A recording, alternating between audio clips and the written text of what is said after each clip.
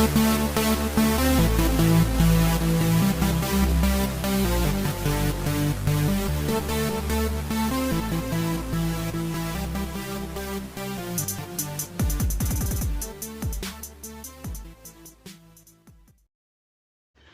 happy Sunday racing bayang karerista. Bago tayo magsimula, shoutout lang tayo saglit, no?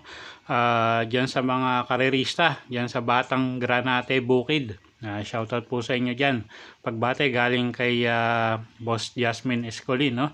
Happy racing po sa inyo. Pati na rin kay Boss Hernando Laisico ng Sampaloc. At kay Boss Ronald Susim at kay Boss RPJ. Good luck po. Happy racing. At papalo na lang din po Tipsy Racing Review Facebook page para sa mga impormasyon sa karera at iba pang larangan ng sports. Okay, araw ng linggo, no? At meron nga tayong mga highlight race ngayon, no? Yung imported sweepstakes at yung AP Reyes Memorial Cup. Okay, so medyo maganda nga yung lineup natin ngayon, no? At matataas na grupo. Karamihan matataas na grupo yung tatakbo. At ayun nga, so simulan na natin yung mga giya natin para sa araw ng linggo, August 27, 2023. Okay, race 1 tayo. Start ng first pick 5. Class 4, 28 to 33 bracket. First choice natin dito, no? Numero 6, Winged Heart. Sa kanya RC Suson.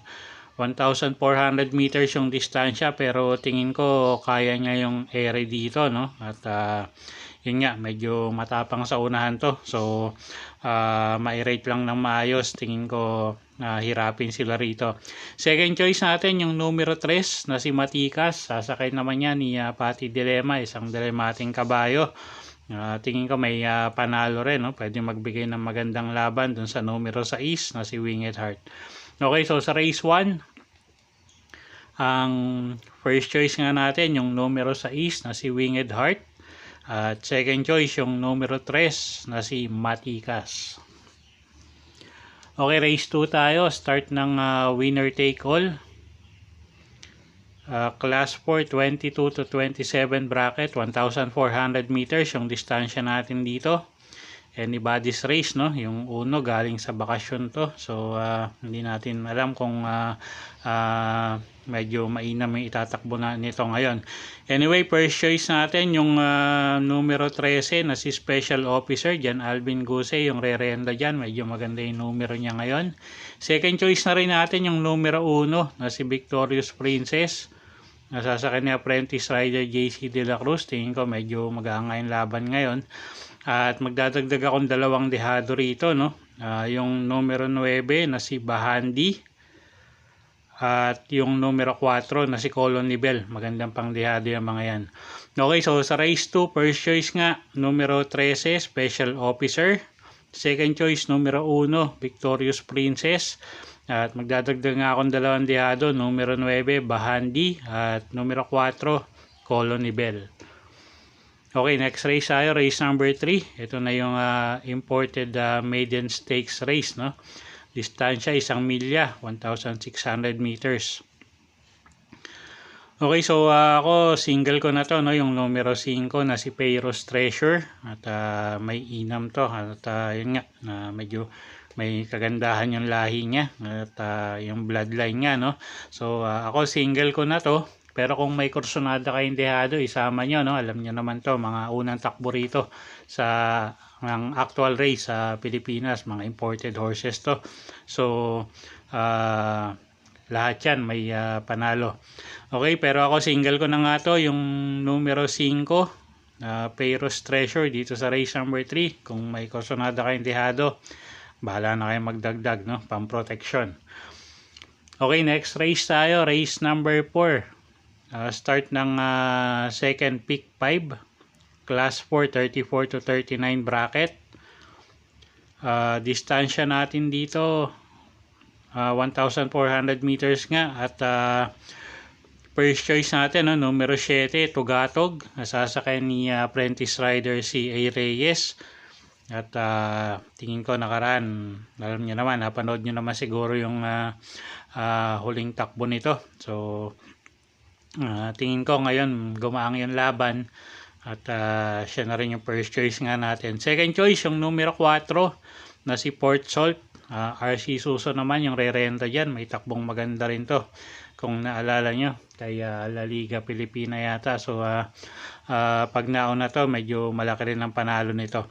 Okay, so sa race 4 first choice nga numero 7 Tugatog.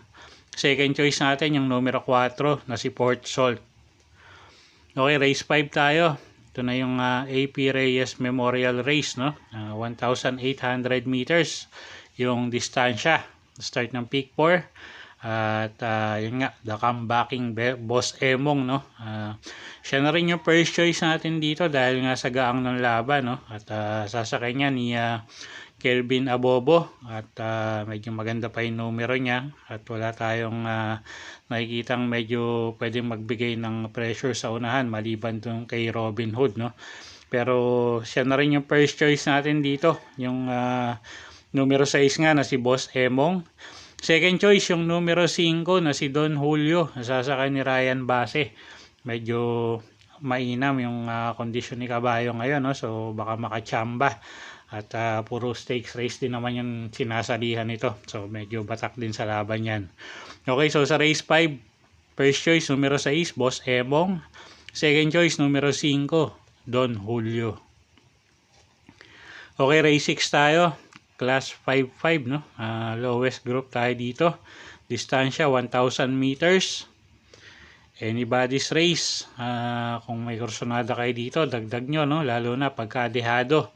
First choice na rin natin, numero 9, Jumbo.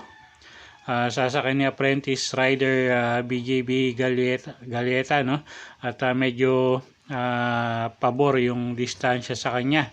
So, yun nga, dahil 1,000 meters, yan na rin yung first choice natin. The second choice, yung numero 11 na si Sir Jason. Sasakay ni Patty Dilema. Baka maisabay ni Patty ito. Medyo maganda yung numero niya.